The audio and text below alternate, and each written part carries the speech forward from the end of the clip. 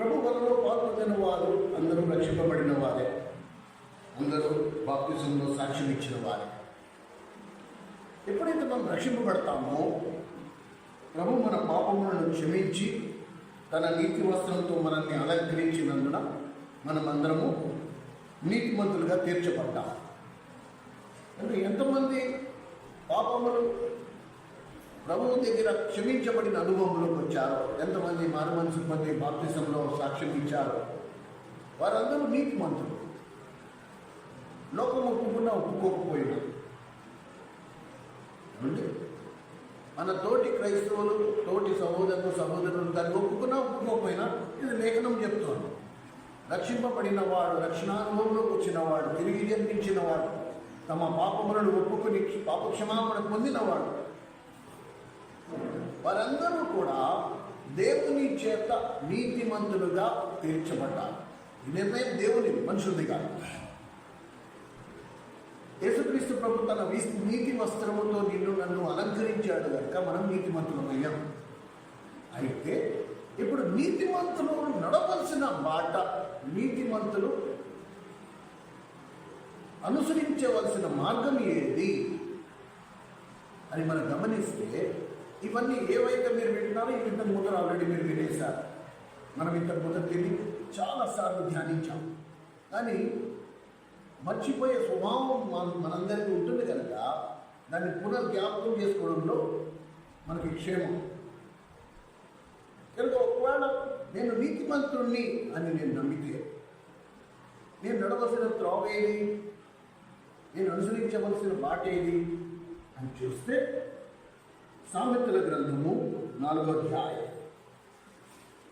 సామెతల గ్రంథము 4వ అధ్యాయం.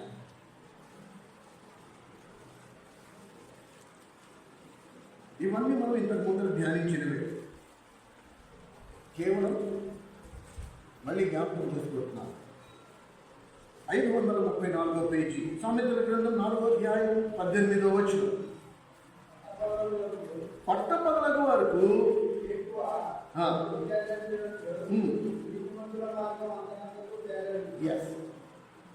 కనుక నీతిమంతుల మార్గం ఎలా ఉంటుంది అంటే, సూర్యోదయం మొదలుకొని మిట్ట మధ్యాహ్నము సూర్యుడు మన తల మీదకి వచ్చేంత వరకు. దీన్ని ఎలా అర్థం చేసుకోవాలి? సూర్యోదయం అనేది నేను మారుమనసు పొందిన స్థితి. సూర్యోదయం అనేది నేను మారుమనసు పొందిన స్థితి. అక్కడ నుండి సూర్యుడు మిట్ట మధ్యాహ్నం సరిగ్గా మన తల మీద ఉంటారు. ఆ సమయాన్న సగటు మానవుడు బయట ఎండలో నుంచోలేని పరిస్థితి, నేరుగా సూర్యుడి వైపు చూడలేని పరిస్థితి. కనుక ఈ మిట్ట మధ్యాహ్నము దీన్ని దేంతో పోల్చచ్చు అంటే ప్రభు రెండో రాకడతో పోల్చచ్చు. ఈ రెండింటి మధ్యన నీతిమంతుని యొక్క ప్రయాణం కొనసాగాల. ఇక్కడ ఏం రాస్తుంది? పట్టపగలు వరకు వేకు వెలుగు తేజరిల్లునట్లు నీతిమంతుల మార్గం అంతకంతకు తేజరిల్లును. కనుక మారుమనసు పొందిన రోజు మొదలుకొని ప్రభు రాకడ పర్యంతము నా మార్గం ఏమై ఉండాలి? అంతకంతకు తేజరిల్లుతూ ఉండాలి. ఇది ఫస్ట్ మనం అర్థం చేసుకోవాలి. కానీ మారుమనసు పొందిన రోజు నుంచి ఈ రోజు వరకు నువ్వు ఎవరికి రుజువు చేయక్కల, ఎవరికి నువ్వు సమాధానం చెప్పక్కల. నీ మటుకు నీకే, నీ మటుకు నువ్వే పరీక్షించుకో. నిజంగా నీ ఆత్మీయ జీవితం అంతకంతకు తేజరిల్లుతుందా? మనం ఆత్మీయంగా ఎదుగుతున్నామా? ఎందుకంటే లేఖనం చెప్తోంది నీతిమంతుల యొక్క మార్గం అంతకంతకు తేజరిల్లును. ఎలా? సూర్యోదయం మొదలుకొని పట్టపగలకు వరకు మిట్ట మధ్యాహ్నం అయ్యేంత వరకు ఎలాగైతే వెలుతురు పెరుగుతూ పోతుందో నీతిమంతుల మార్గం కూడా అంతే. మనం మందిరానికి వస్తున్నాము, వర్తమానాలు వింటున్నాము, ఇంటికి వెళ్తున్నాం. మందిరానికి వస్తున్నాం, వర్తమానాలు వింటున్నాం, ఇంటికి వెళ్తున్నాం. తోటి క్రైస్తవులు కనపడినప్పుడు ప్రైజ్ లార్డ్ చెప్తున్నాం, వందనాలు చెప్తున్నాం, ప్రార్థనలు చేస్తున్నాం. ఇవన్నీ వాటి స్థానంలో కరెక్ట్. కానీ వ్యక్తిగతంగా నీ మటుకు నీకు నీ మట్టుకు నీ ఏటేటా సంవత్సరాలు గడుస్తున్న కొలది నీ జీవితంలో మార్పు అనేది నీ మటుకు నీకు కనబడుతుందా? అంతకందుకు తేలిస్తున్నావా? ఎందుకంటే నీతిమంతుల మార్గము అంతకందుకు తేజరిలోని లేఖనం సెలవిస్తోంది. కనుక మనము ఆత్మీయంగా ప్రతిరోజు వెళ్దాం, ఎవ్రీ డే. సూర్యుడు మీరు చూడండి, తూర్పును ఉదయించిన సూర్యుడు తన ప్రయాణం ఎప్పుడు వెనక ప్రయాణం అనేది ఉండదు. ఇంతవరకు వచ్చి మళ్ళీ వెనక్కి తూర్పు వైపు వెళ్ళడు. తూర్పు వైపు మొదలుకున్న ప్రయాణం పడమటి వైపు ముగిస్తాడే కానీ ఎప్పుడు కూడా సగం వరకు వచ్చి ఇవాళ నా మూడు బాల నేను వెనక్కి వెళ్ళిపోతున్నాను అది ఎప్పుడు వెనక్కి. అయితే ఈ సూర్యుడి కదలిక అనేది మన కంటికి కనబడదు. మీరు ఉదయం 5ంటికి చూడండి సూర్యుడు ఎక్కడున్నాడు, మళ్ళీ 8ంటికి చూడండి సూర్యుడు ఎక్కడున్నాడు. సో 5ంటికి ఎక్కడ ఉండాల్సిన సూర్యుడు 8ంటికి అక్కడ లేడు. ప్రయాణం చాలా వరకు ప్రయాణం కొనసాగింది కానీ అది మన కంటికి కనబడదు. అలాగే మన ఆత్మీయ జీవితంలో ఆత్మీయ ఎదుగుదల కూడా మన కంటికి ఎవరికి కనబడదు. అందుకనే నేను మళ్ళీ చెప్తాను, మీరు ఎవరికి రుజువు చేసుకోకల్లా.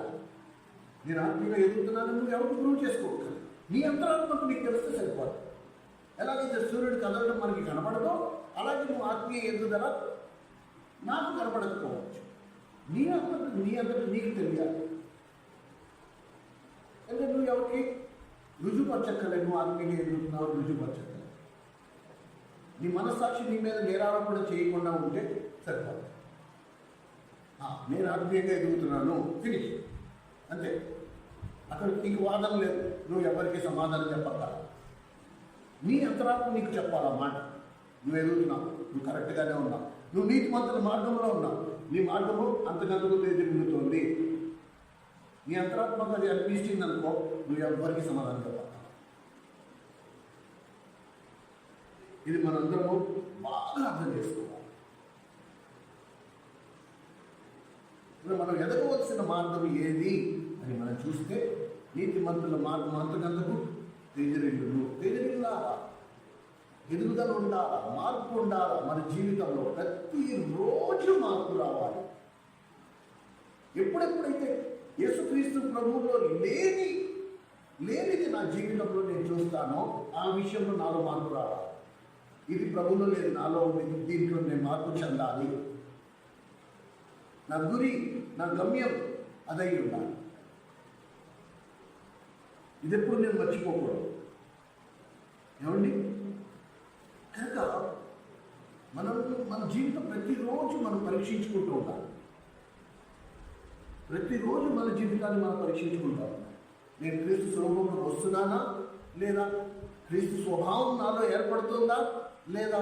నా ప్రవర్తన ప్రభువులాగుతుందా లేదా? ఇది నేను పరీక్షించుకుంటూ ఉన్నాను. మరి ముఖ్యంగా నా సహనాన్ని కోల్పోయినప్పుడు, ఇంట్లో నా భార్య మీద నోరు పారేసుకున్నప్పుడు, నా మాట కొద్దిగా కఠినంగా ఉన్నప్పుడు, ఇలాంటి సందర్భాలలో నేను పరీక్షించుకోవాల్సింది ఏంటంటే, ప్రభు ఇలాగే ఉన్నాడా? ప్రభు ఇలాగే మాట్లాడాడా? ప్రభు ఇలాగే ప్రవర్తించాడా? ప్రభు ఇలాగే కోపగించాడా?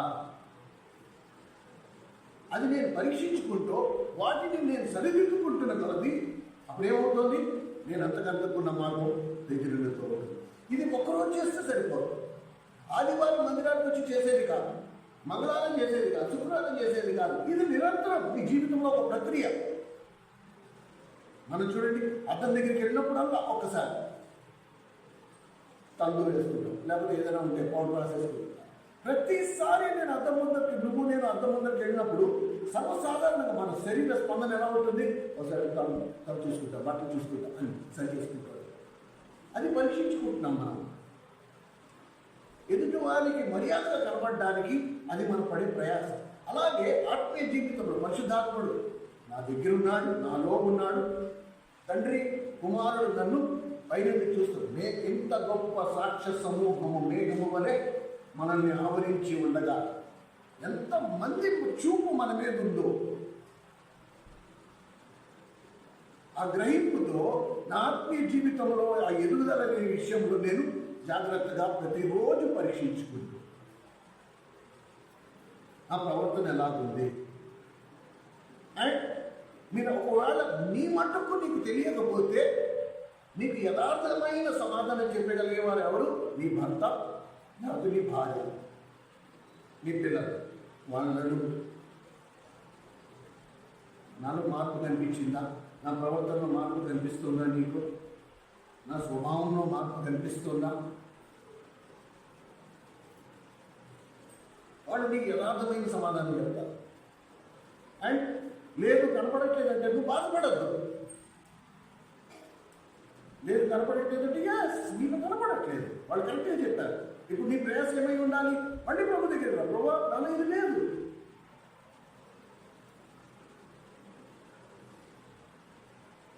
నా మార్గం తేజరినట్లే నువ్వు నాకు సహాయం చేయి. పరిశుద్ధాత్మని అందుకే దేవుడు మనకు పంపించాడు. పరిశుద్ధాత్మను మనకి సహాయం చేస్తాడు. మన మార్గం అంతకంతకు తేజరినట్లు చేస్తాడు. ఇప్పుడు అదే పాటలో మనం ఉన్నామా లేమో అసలు ఎలా తెలుస్తుంది? ఒకవేళ నిజంగా మన మనసు పొందాము, ఎప్పుడో బాప్తిసం తీసుకుని ఎన్ని సంవత్సరాలు అయితే జ్ఞాపకం లేదు, కానీ మన మనసు అయితే పొందాము, రక్షింపబడ్డాము, ఈ నిశ్చయిత మనందరికీ ఉంది. ఒక ప్రశ్న వేసుకున్నాం, మనం అసలు ఎదుగుతున్నామా లేదా ఎలా నిశ్చయించుకోవాలి? మనం ఎదుగుతున్నామా లేదా ఎలా నిశ్చయించుకోవాలి?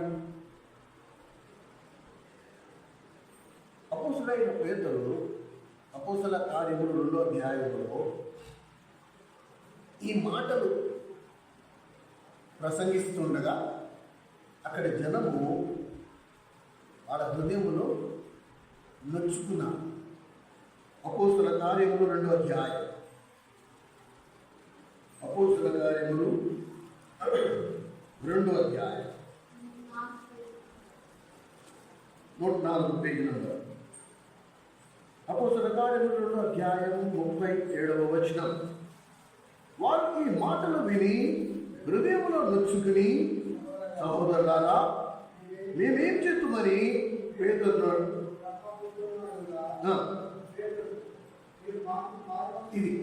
ఇదిగో మీరు మారు మనసు పొంది పాపక్షమాపణ నిమిత్తము ప్రతివాడు యేసుక్రీస్తు నామమున బాప్తిజం పొందుడి, అప్పుడు మీరు పరిశుద్ధాత్మ అను వరమును పొందుదురు. ఇది నీతిమంతుని యొక్క మార్గం. 3 మెట్లు. ఎప్పుడైతే వాళ్ళు నొచ్చుకున్నారు, హృదయం ఎందుకు నొచ్చుకున్నారు అంటే మీరు నిజంగా మారు మనసు పొందినట్లయితే ఇదిగో నీతిమంతుల మార్గం ఇలా ఉంటుంది అని వాళ్ళు బోధించినప్పుడు, ఇప్పుడు మా పరిస్థితి ఏంటి? మమ్మల్ని ఏం చేయమంటారు అంటే మీరు నడవలసిన త్రోవ ఇది. ఫస్ట్ మొట్టమొదటి ఏంటి? మారు మనసు. ఇక్కడ మొదలు పెడదాం. మనం మారు మనసు నేను ఎప్పుడో పొందేశామనుకుంటామా? అంటే అసలు మారు మనసు అంటే ఏంటి? మారు మనసు అనే మాటకి అర్థం ఏంటి? చాలా మటుకు సంఘాలలో నువ్వు పాపాలు ఒప్పుకున్న వెంటనే ప్రభు నీ పాపాలు క్షమించేశాడు, నీకు మారు మనసు వచ్చేసింది అంటారు. అసలు మారు మనసు అంటే ఏంటి? ఎలా తెలుస్తుంది? నాకు బాప్తిసం ఇచ్చినప్పుడు నాకు అలాగే బోధించారు, నీ పాపాలు ఒప్పేసుకున్నావు, ప్రభు నీ పాపాలు క్షమించాడు కాబట్టి నీ మారు మనసు వచ్చేసింది. అప్పటికీ నేను వాళ్ళని ఇదే ప్రశ్న వేశాను, నాకెలా తెలుస్తుంది నాకు మారు మనసు వచ్చిందా లేదా? అసలు మారు మనసు అంటే ఏంటి అంటే ప్రభు నీకు పాపాలు క్షమించడమే మారు మనసు, నువ్వు దేవుడిని అంగీకరించడమే మారు మనసు అన్నా. నాకు అలాగే చెప్పబడింది, అక్కడికి కూడా అలాగే చెప్పబడింది. కానీ ఎప్పుడైతే వ్యక్తిగతంగా నా మటుకు నాకు ప్రభుతో కలుసుకునే అవకాశం కలిగిందో, ఎప్పుడైతే పరిశుద్ధాత్ముడు పరిచయం అయ్యాడో, ఎప్పుడైతే పరిశుద్ధాత్మ నింపబడుతూ వచ్చానో, అప్పుడు మారు మనసు యొక్క సంపూర్ణ గ్రహింపు వచ్చింది.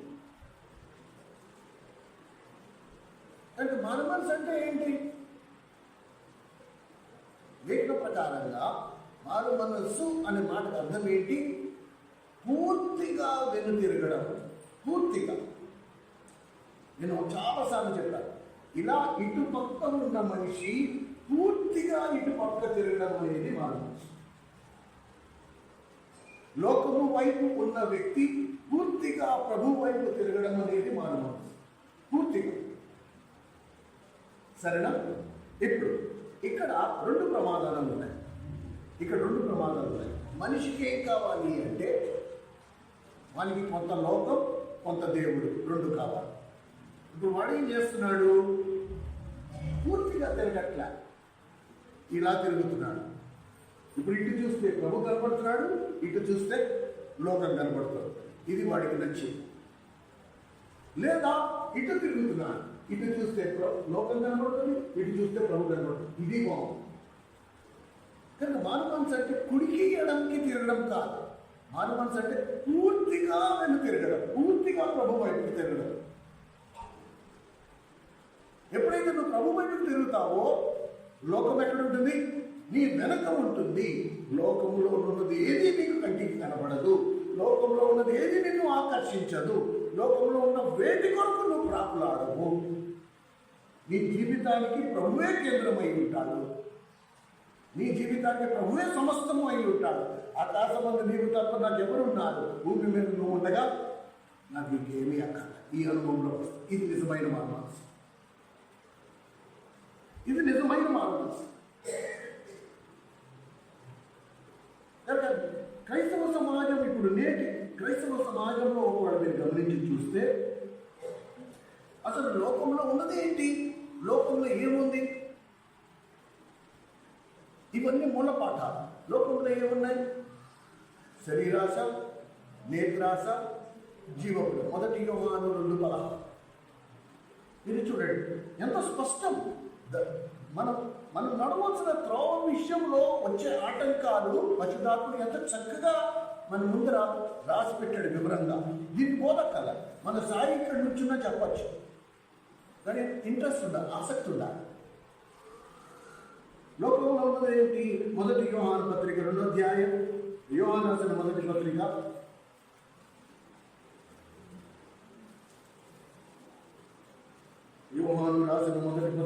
అధ్యాయం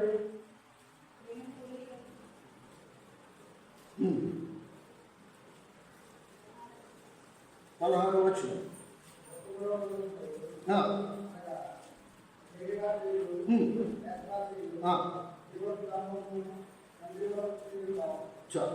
చూసారా?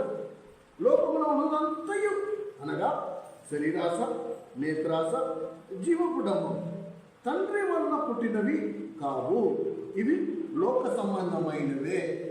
ఎంత స్పష్టం! కనుక నేటికి ఒకవేళ వీటికి నువ్వు నేను గురవుతున్నామనుకో, శరీరానికి కొన్ని ఇచ్చలు ఉన్నాయి. కట్టుకోవాలి, ఇది కట్టుకోవాలి, ఇది అనుభవించాలి. అలాగే నేత్రాశ, నేత్రానికి కూడా కొన్ని కోరికలు ఉన్నాయి. అలాగే జీవపుడమ్మం. జీవపుడమ్మం అంటే ఏంటి? నాకున్న దాన్ని బట్టి నేను గర్వించడం. అది నా తెలివితేటలు అవ్వచ్చు, సమాజంలో నాకున్న స్థాయి అవ్వచ్చు, నా కులం అవ్వచ్చు. వీటిని బట్టి నేను గర్వించే ప్రమాదం. లోకంలో ఉన్నది ఇదే. ఇప్పుడు మనిషి కూడా జీవించేది కూడా వీటి కొరకు మాత్రమే జీవిస్తూ ఉంటాడు. నా బరువు, నా ప్రతిష్ట, నేను, నా కుటుంబం, నా అన్ని చోట్ల నా నా నా నా నా శరీరాశ నాదే, నేత్రాశ నాదే, జీవకుడము నాదే. ఇవి మూడు తండ్రి వలన పుట్టినవి కావు, ఇవి లోక సంబంధమైనవి. కనుక మారు మనసు పొందిన ప్రతి ఒక్కరికి ఈ మూడింటి నుండి విడుదల పొందాలి. ఈ మూడింటి నుంచి విడిపించబడిన అనుభవంలోకి రావాలి. శరీరాశ నాకు అడ్డంగా ఉండకూడదు, నేత్రాశ నాకు అడ్డంగా ఉండకూడదు, అలాగే నాలో గర్వం ఏమాత్రం ఉంటుంది. ఇప్పుడు ఎప్పుడైతే నేను లోకము వైపు నుండి ప్రభు వైపుకి తిరుగుతానో, ఎప్పుడైతే లోకం వైపు నుండి ప్రభు వైపుకి తిరుగుతానో, లోకంలో ఉంటే ఇప్పుడు నాకు పోటీ. లోకంలో ఉన్నంతసేపు నేను పోటీ పడాలి. నా పరువు, నా ప్రతిష్ట, నేను మిగతా వాళ్ళకంటే నేను మెరుగైన స్థాయిలో ఉన్నాను. కానీ ఎప్పుడైతే నేను ప్రభు వైపు తిరుగుతానో, ఇప్పుడు నా గురి అంతా ఏంటి? నేను ప్రభువులాగా ఎప్పుడు మారుతాను, నేను ప్రభువులాగా ఎప్పుడు ఉంటాను. ఇవి మూల పాఠాలు, ఇవి నేర్చుకోవాలి. కనుక ఎవరైతే కుడికి ఎడమకి తిరిగిన వారు మారు మనసు పొందేశారో, ప్రభు నాకు కనబడుతున్నాడు, నేను ఇటు చూస్తున్నాను, కానీ అప్పుడప్పుడు నేను లోకం వైపు కూడా చూస్తున్నానంటే వారికి మారు మనసు ఒరిజినల్ కాదు, అసలు కరెక్ట్ కానే కాదు.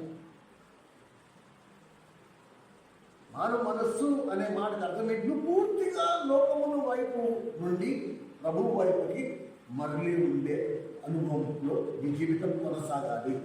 ఇప్పుడు లోకము నా వెనక ఉంది. లోకంలో ఏది నేను ఆశించను, ప్రభు నా ముందున్నాడు. ఇప్పుడు నా గురేంటి?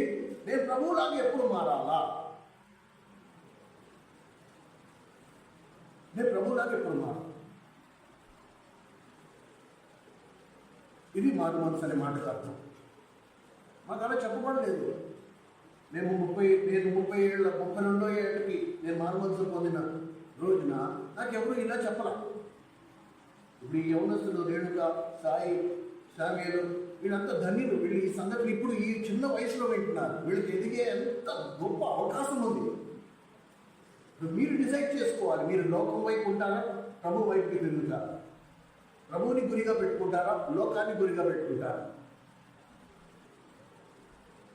నాకు ఆ వయసు గురించి తెలియదు. మాకు ఎవరు అలా బోధించరా, మాకు ఎవరు అలా చెప్పరా. మాకు పడిన పునాది తప్పుడు పునాది పడింది. దేవుని మహాకృప, దేవుడు ఆ సత్యాన్ని మాకు తర్వాత బయలుపరిచాడు. కానీ మేము వెళ్ళిన సంఘాలలో మాకు ఇలాగా ఎవరు చెప్పరా. ఇప్పుడు మారు మనసు పొందాము. ఒక మాట మాకు ఏం చెప్పారు అంటే, ప్రభువు రాకడ సమీపంగా ఉంది. కనుక ప్రభు వచ్చిన రోజు రక్షింపబడిన వారు, మారు మనసు పొందిన వారు ప్రభు తనతో పాటు తీసుకెళ్తారు. ఇది నిజం. ఒకవేళ మనం బ్రతుకుంటే ఇది కరెక్ట్. అయితే ఇక్కడ మనము అర్థం చేసుకోవాలి. ఒకవేళ ఒక ప్రశ్న మనం వేసుకున్నాం అనుకో, ఎంతమంది ప్రభు రాకడ కొరకు ఎదురు చూస్తున్నారు? ఈ ప్రశ్న వేసుకున్నాం. సపోజ్ ఎంతమంది ప్రభు రాకడ కొరకు ఎదురు చూస్తున్నారు అని ఒక ప్రశ్న వేసుకుంటే ఎంతమంది చేతులు ఎత్తుతారు? ప్రభు రాకడ కొరకు ఎదురు చూసేవారు ఎంతమంది ఉన్నాం ఇక్కడ? ప్రభు రాకడ కొరకు ఎదురు చూసేవాళ్ళు ఎంతమంది ఉన్నాం? ఎవరు లేరా? ఎవరు ప్రభు రాకడ కొరకు ఎదురు చూడట్లేదా? అంటే ఎవరు మారు మనసు పొందలేనట్టే కదా. ఎంతమంది ప్రభు రాకడ కొరకు ఎదురు చూస్తున్నాము అంటే ఇంచుమించు క్రైస్తవ సంఘాలలో ఎక్కడైనా సరే ఈ ప్రశ్న వేసినప్పుడు అందరూ చేతులు ఎత్తేస్తాం. ఎందుకంటే అందరూ నమ్ముతున్నాం ఆయన దేవుడు, ఆయన రానే ఉన్నాడు, మనల్ని తనతో పాటు తీసుకెళ్ళి ఉన్నాడు, మనం నమ్ముతున్నాం. కనుక అందరం ప్రభు రాకడ కొరకు ఎదురు చూస్తున్నాము. మేము కూడా ఎదురు చూస్తున్నాం అంటే అందరూ ఒకరు చూసి ఒకరు చేతులు ఎత్తుతారు. అయితే లేఖనం ఏం చెప్తోంది? రండి, 1 యోహాను పత్రికలో మనం ఉన్నాం. ఒక పేజీ తిరగేయండి. 3వ అధ్యాయం 2వ వచనం. ప్రియులారా, ఇప్పుడు మనం దేవుని పిల్లలమై ఉన్నాము. మనం ఇంకా ఏమవుతామో అది ఇంకా ప్రత్యక్షపరచబడలేదు. కానీ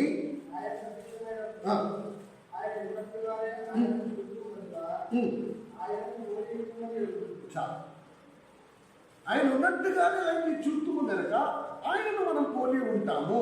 ఓకే, ఇది బాగానే ఉంది.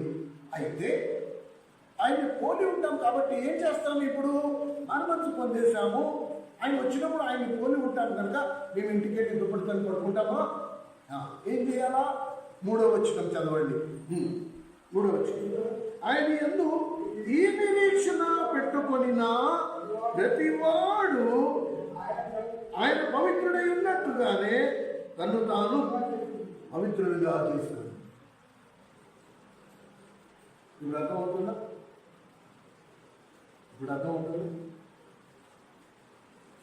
మరి ఏం చేయాలా? ఈ నిరీక్షణ ప్రభువు రాకడ కొరకు ఎదురు చూచు వారందరూ ఏం చేయాలా? ఆయన పవిత్రుడై ఉన్నట్టుగానే తను తాను పవిత్రుడిగా చేస్తాడు. ఎలా ఎలా నిన్ను నీవు పవిత్రుడిగా ఎలా చేసుకోగలవు? ఏం చేస్తే పవిత్రుడు అవుతావు? చూడండి, ఒక మాట ఇప్పుడు ఈ లేఖనపు వెలుగులో ఇప్పుడు చదివిన లేఖనం 1 యోహాను 3:3 మనం చదివాం కదా. ఈ 3:3 ప్రకారంగా ఇది రుజువు నువ్వు ఎదురు చూస్తున్నావా లేదా? ఎంతమంది ప్రభు రాకడ, జాగ్రత్తగా అందరూ పైకి చూడండి, ఎంతమంది ప్రభు రాకడ కొరకు ఎదురు చూసేవారిగా ఉన్నారో వాళ్ళు ఖాళీగా కూర్చోట్లా. నువ్వు నిజంగా ప్రభు రాకడ కొరకు ఎదురు చూసేవాడివైతే, ఎదురు చూసేదానివైతే ఏం చేస్తావు? ప్రతిరోజు ఆయన ఎలాగైతే పరిశుద్ధుడై ఉన్నాడో నీవు పరిశుద్ధుడిగా ఉంచడానికి ప్రయత్నిస్తావు. నీలో ఆ ప్రయత్నమే లేదు అంటే నువ్వు ప్రభు రాకడ కొరకు ఎదురు చూడట్లేదు. ఆదివారం అలవాటు, ఆచారం, వెళ్ళాలి. అందరూ వెళ్తున్నారు, నేను కూడా వెళ్తా. ఎందుకు వెళ్ళాలి? దేవుని నమ్ముకున్నాను కాబట్టి వెళ్తా. మరి దీని సంగతి ఏంటంటే అది నాకు సంబంధం లేదు. ఆయన వస్తాడు, ఆయన తీసుకెళ్ళిపోతాడు. అది జరగని పని, అది జరగని పని. కానీ నన్ను నేను పవిత్రుడిగా ఎలా చేసుకోగలను? ప్రతి సంవత్సరం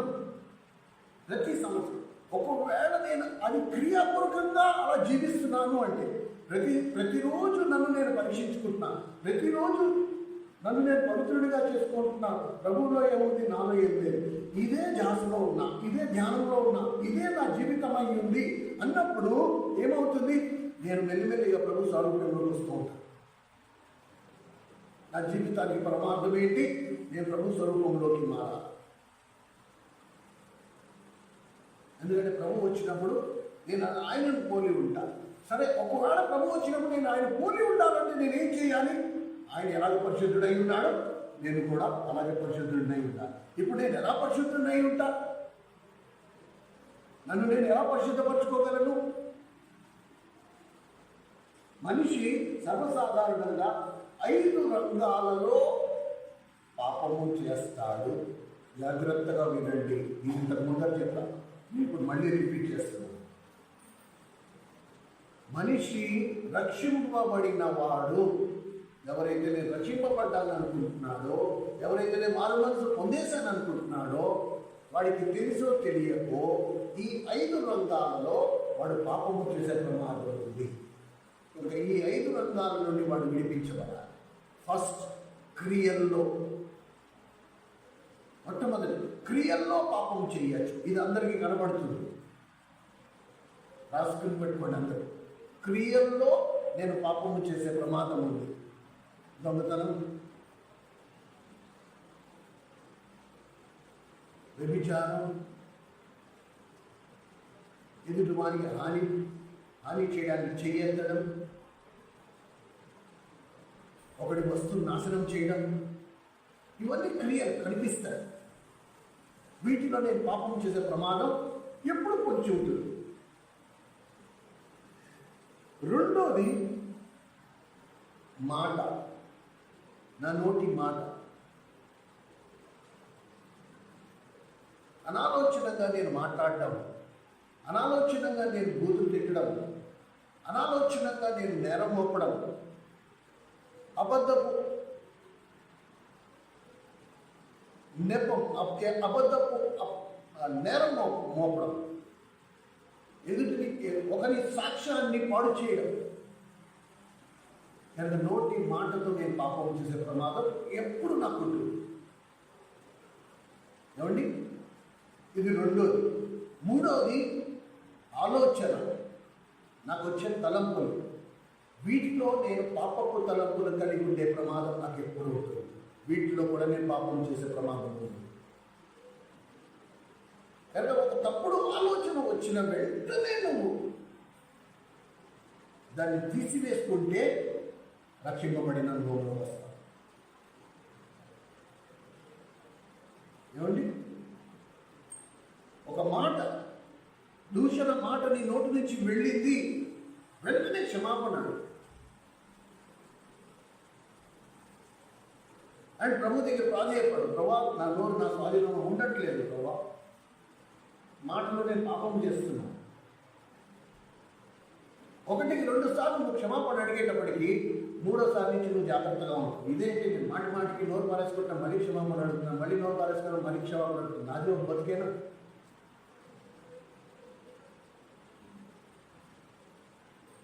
కదా, ఎంత తీవ్రంగా నువ్వు పరిగణించాలి అంటే, కరోనా సమయాల్లో మనం 2 మాస్కులు 3 మాస్కులు ఎలా పెట్టుకునేవాళ్ళం? ఎక్కడైనా అంటే అంతేమో. అంత జాగ్రత్తగా కనుక నువ్వు నేను ఉండకపోతే మన రక్షణ మనకి కాపాడదు. అలాగే ఒక తలంపు, ఒక తప్పుడు తలంపు, తప్పుడు ఆలోచన, అది నీ స్వాధీనంలో లేదు, నీకు రాకూడదని రూల్ ఏం లేదు, నువ్వేం ఆపలేదు. కానీ వచ్చిన ఆలోచనని వెంటనే తీసి పాడేసుకోకపోతే, అలా నీ బుర్రలో ఉండనిస్తే అది ఏమవుతుంది? మెల్లిగా నీ హృదయంలోకి ప్రవేశిస్తుంది. ఈ పాపము పరిపక్వత్వమై అది క్రియల్లోకి బయటకు వస్తుంది. దాన్ని వెంటనే తీసేసుకోవాలి. వెంటనే ప్రభు దగ్గర సాగిపడాలి. ఓ ప్రభు, ఈ ఆలోచనని తప్పిపోయాలను క్షమించు. యేసు ప్రభు గురించి ఏం రాయకూడదు తెలుసా?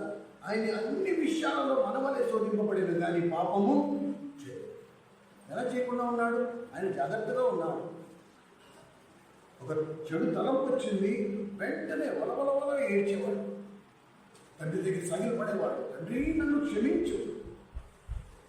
నీ ఆలోచనలు ఎవరికి కనపడవు, ఎవరికి వినపడవు.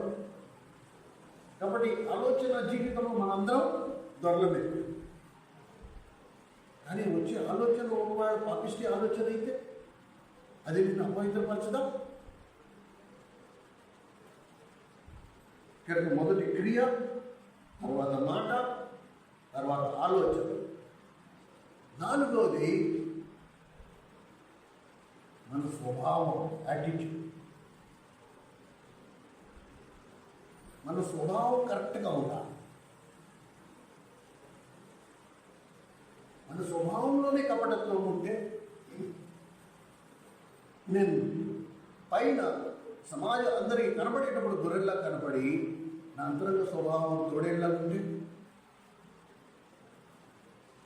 ఎప్పుడు నాగేసుకోవాలి, ఒకటిని తినేయాలి. ఇది తోడేళ్ళ స్వభావం. కానీ కనిపించడానికి అందరికీ నేను గొర్రెల్లా కనిపిస్తున్నాను. గొర్రె చర్మం కప్పుకున్న తోడేళ్ళు. కానీ నా స్వభావం ఎలా ఉండాలి? ప్రభు స్వభావం ఎలా ఉంది? ప్రభు నిన్న నేడు నిరంతరం ఒకటే రీతిగా ఉన్నాడు. ఇవాళ ఒకలాగా, రేపు ఒకలాగా, ఎల్లుండి ఒకలాగా, ఊసపిల్లిలాగా అందరూ మార్చుకోలే. అండ్ 5వది అండ్ మోస్ట్ ఇంపార్టెంట్, అత్యంత ప్రాముఖ్యమైనది ఉద్దేశం, మోటివ్. నేను చేసేది మంచి చేయొచ్చు, నేను చేసేది మంచి చేయొచ్చు, కానీ దాని వెనక, నేను చేసిన మంచి వెనకనున్న ఉద్దేశం ఒకవేళ మనుషులు నన్ను గనపరచాలి, మనుషులు నాకు శాల్వాలు కప్పాలి, మనుషులు నన్ను రాజుగా ఎంచాలి, అందరూ నాకు సాగిలపడాలి, అందరూ నన్ను గౌరవించాలి, ఈ ఉద్దేశంతో నేను చేస్తే అది పాపం. ఒక క్లియర్ కట్ హెచ్చరిక, క్లియర్ కట్, చాలా స్పష్టమైన హెచ్చరిక. 1 కొరింథీ 10:31, మీరు భోజనము చేసినను, పానము చేసినను, మరి ఇంక ఏది చేసినను అది దేవుని మహిమ కొరకు చేయి.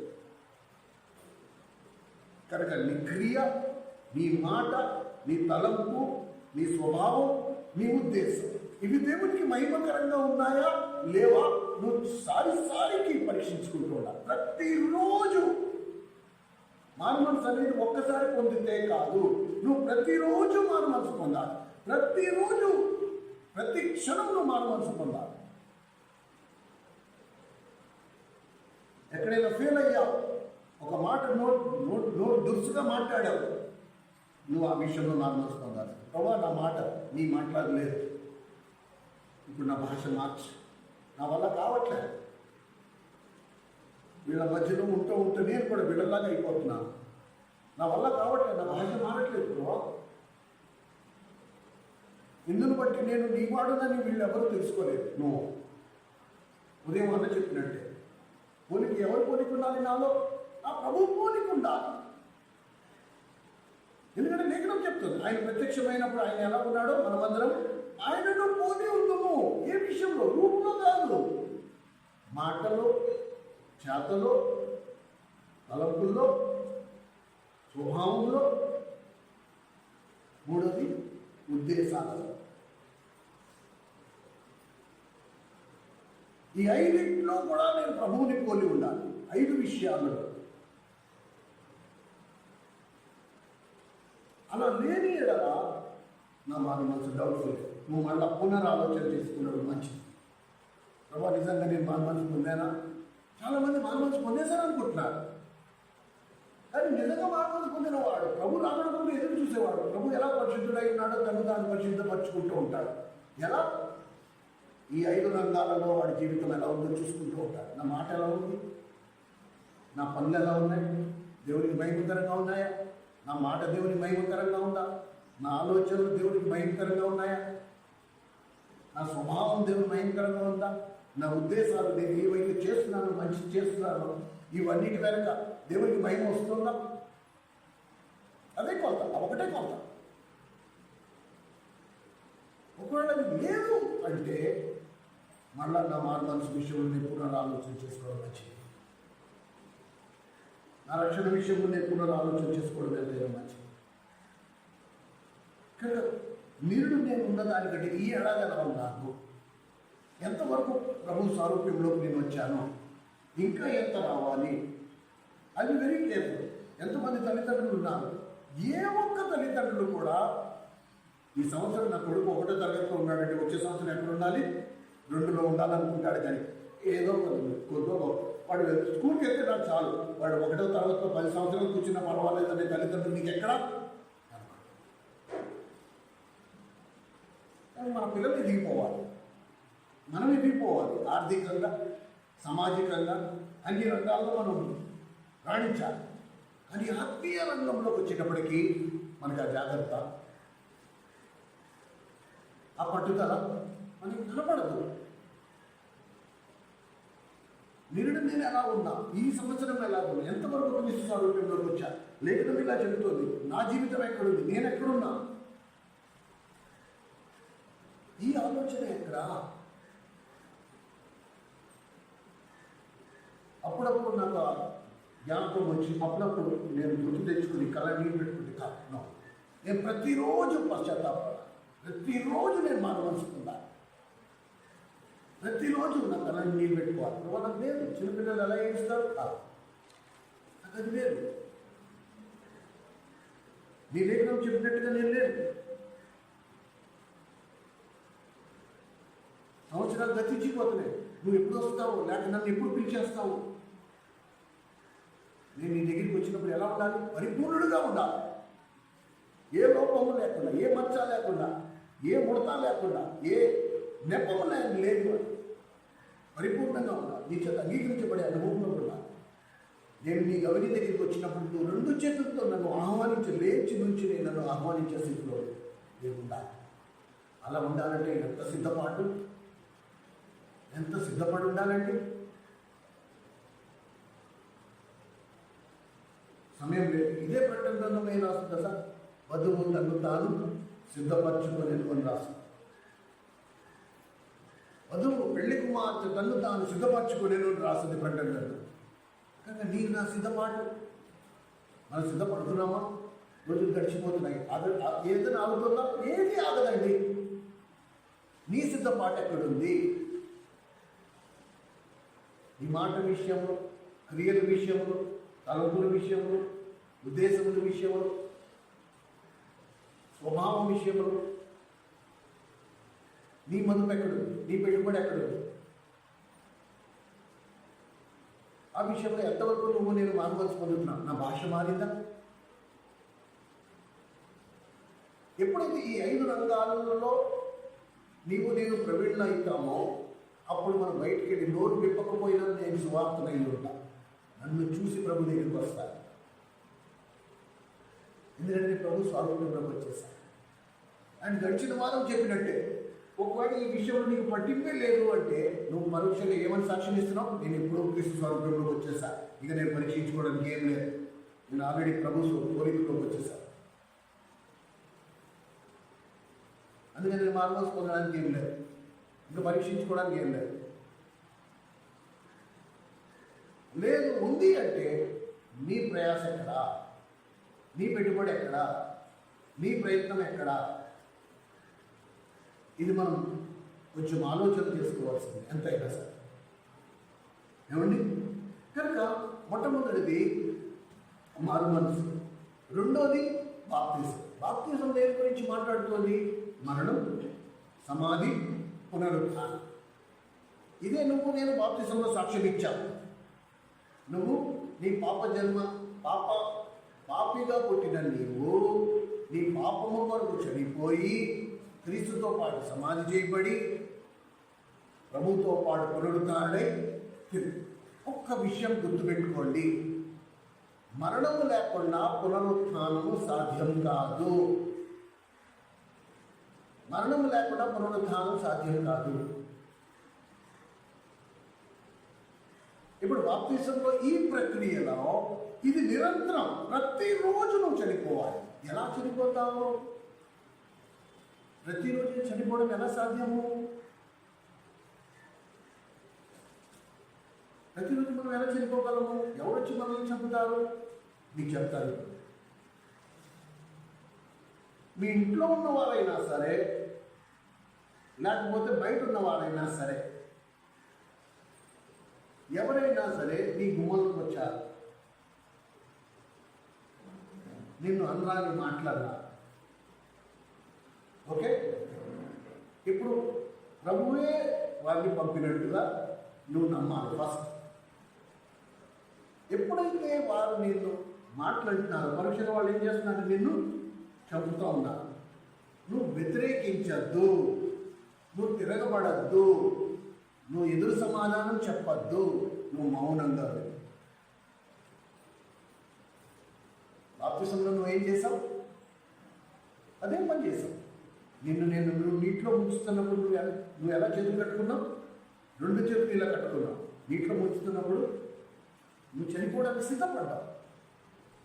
నిన్ను బలవంతంగా మేము సమాధి చేయలేదు, బలవంతంగా నీటిలో తోయలేదు, నువ్వు ఇష్టపడ్డావు. నేను రెడీ.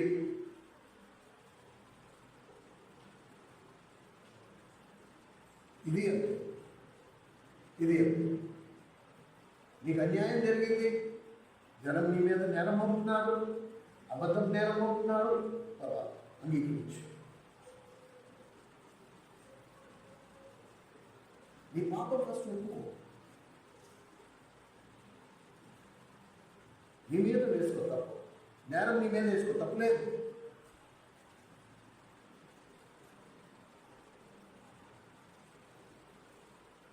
చాలా ముఖ్యమండి ఈ విషయం.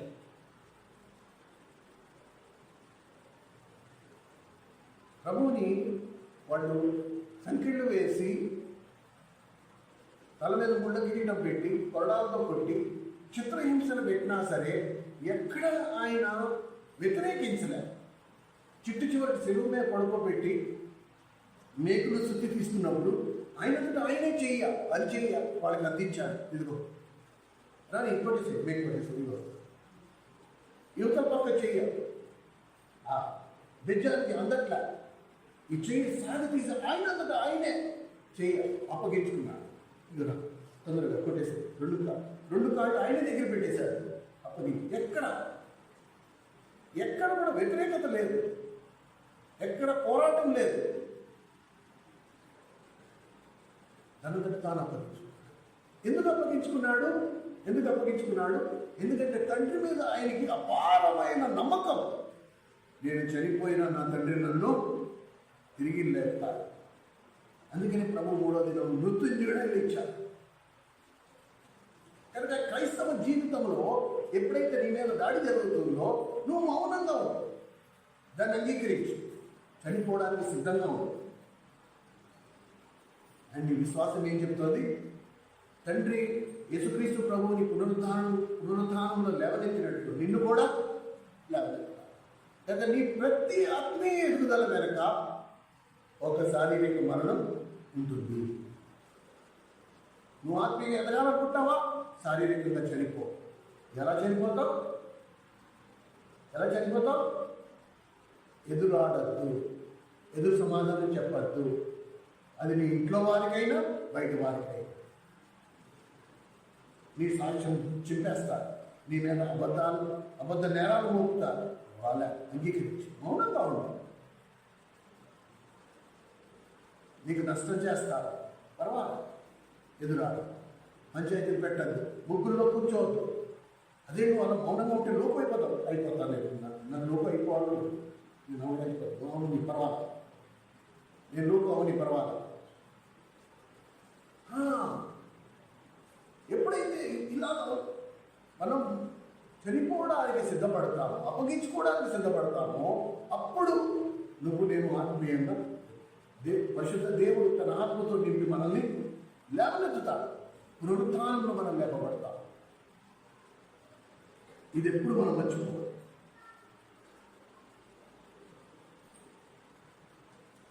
బలంగా నడుపు. నేను ఎదురాడను, నేను సంజాయిషి చెప్పను, రుజువు కేకేను, ముగ్గులో కూర్చోను, పంచాయతీ పెట్టను. వాళ్ళు మరి నేరం మోపుతున్నారు, అబద్ధ నేరం మోపుతున్నారు, మోపని. ఓకే, పర్వాలేదు, నేను అంగీకరిస్తాను. I don't have to prove. నేను ఎవరికి రుజువుపరచుకోగలను? నేను నీతిమంతుడు, నేను రుజువుపరచుకోగలను. నా తండ్రి నన్ను నీతిమంతుడిగా తీర్చిదిద్దినప్పుడు నేను మనుషులకి ఎందుకు రుజువుపరచుకుంటా? నేను రుజువుపరచుకోను. మనుషులు నా గురించి ఏమనుకుంటారో నాకు అనవసరం. నా ప్రభు నా గురించి ఏమనుకుంటున్నాడో ఒకటే నాకు ముఖ్యం. నా ప్రభు ఈ బాటలో వెళ్ళాడు, నేను కూడా వెళ్తా.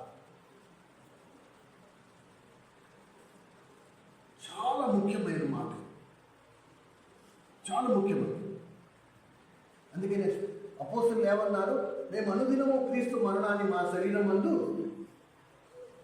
మోస్తున్నాం. 2 కొరింథీయులకు రాసిన పత్రిక 4వ అధ్యాయంలో చూడండి. కనుక నేను క్రీస్తు మరణాన్ని నా శరీరం నందు మొయ్యాలి. నేను కూడా ఎప్పుడెప్పుడు నేను చనిపోయే పరిస్థితులు నా జీవితానికి ఎదురొస్తాయో, ఎదురుదాడులు వస్తాయో, నేను మౌనంగా తలదించుకుని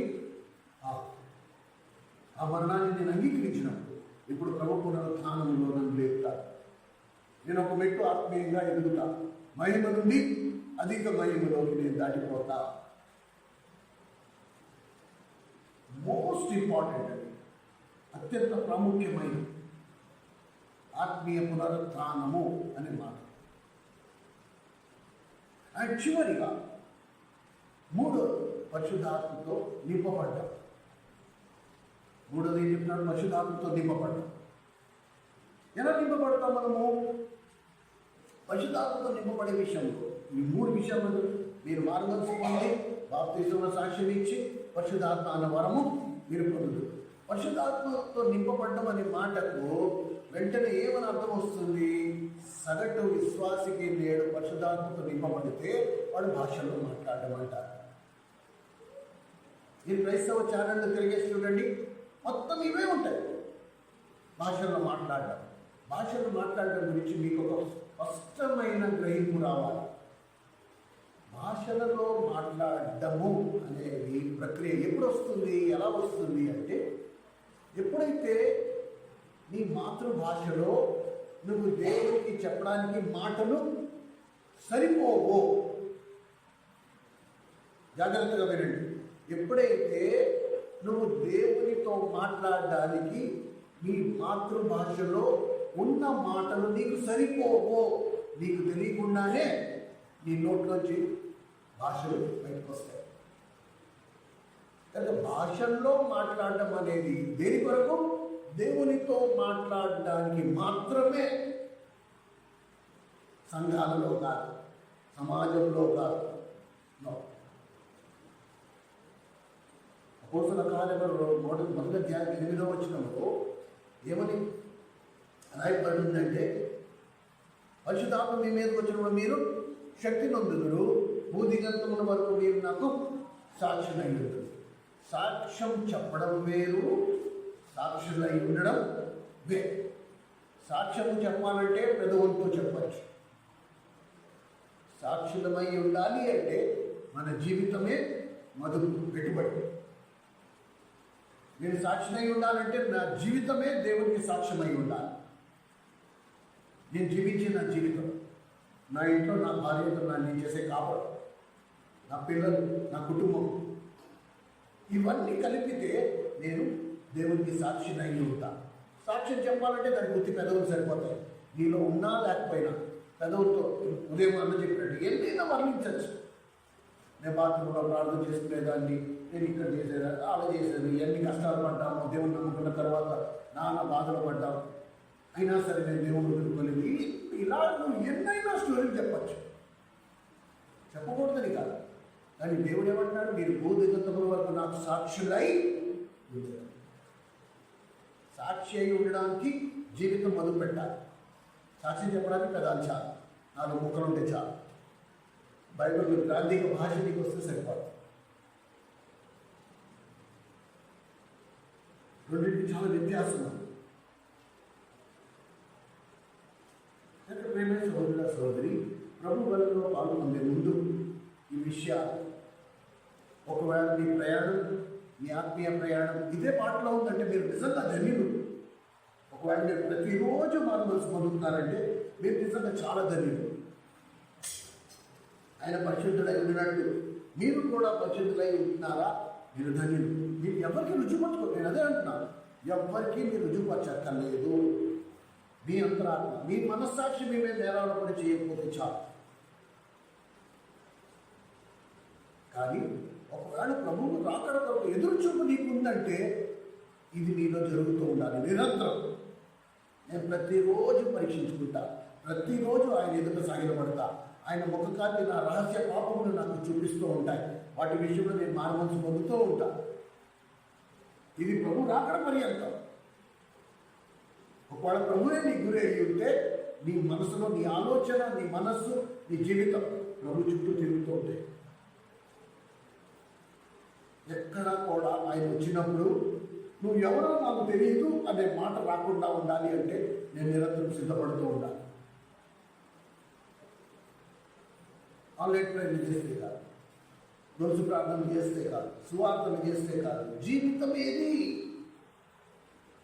జీవితం మదుపు లేకుండా ఇవన్నీ ఉంటే ప్రయోజనం ఏంటి? నువ్వు ఎవరో నాకు తెలియదు. దానికి పెద్ద రుజువు ఏంటి తెలుసా? మత్తయి సువార్త 7:22. ప్రభా, నీ పేరుట మేము ఎన్ని అద్భుతాలు చేశాము, ఎన్నో.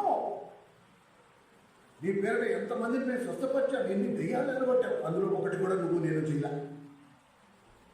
అయినా సరే వాళ్ళతో ఏమన్నాడు? మీరెవరో నాకు తెలియదు, అక్రమం చేయాలన్న నా ఇద్దరు నుండి అవతలపోండి. ఇంకా ఎంత జాగ్రత్తగా ఉండాలి మరి మనము. వారు ఇచ్చిన సాక్ష్యంలో ఏమీ లేదు మనలో. మనం ఏ అద్భుతాలు చేయగా, ఏ స్వస్థతలు చేయగా, ఏ దెయ్యాలు వెళ్ళబట్ల.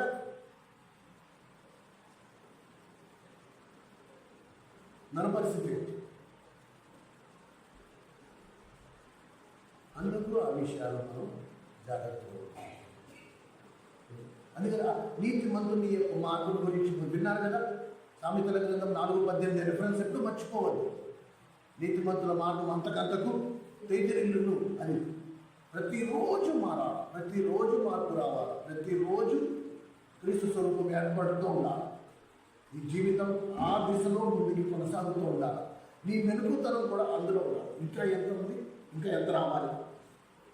ఎంతవరకు క్రీస్తు స్వరూపం ఏర్పడింది? ఇంకా గడిచిన సంవత్సరం నేను ఎలా ఉన్నా, ఈ సంవత్సరం ఎలా ఉన్నా, వచ్చే సంవత్సరం ఎలా ఉండాలి? మాటల్లో తప్పిపోతున్నానా? చేతల్లో తప్పిపోతున్నానా? తలంపుల్లో తప్పిపోతున్నానా? స్వభావంలో తప్పిపోతున్నానా? ఉద్దేశాల్లో తప్పిపోతున్నానా? ఇక్కడ ఈ 5 రంగాలలో ప్రభువుకి మహిమ లేనిది ఏదైనా నాలో ఉంటే నేను మానవంశ పొందాల్సిందే. నేను అంగీకరించబడను. దేవుని దగ్గర నా ప్రవేశం డౌటే. ప్రార్థన చేస్తున్నాను, దయచేసి మోకరించండి.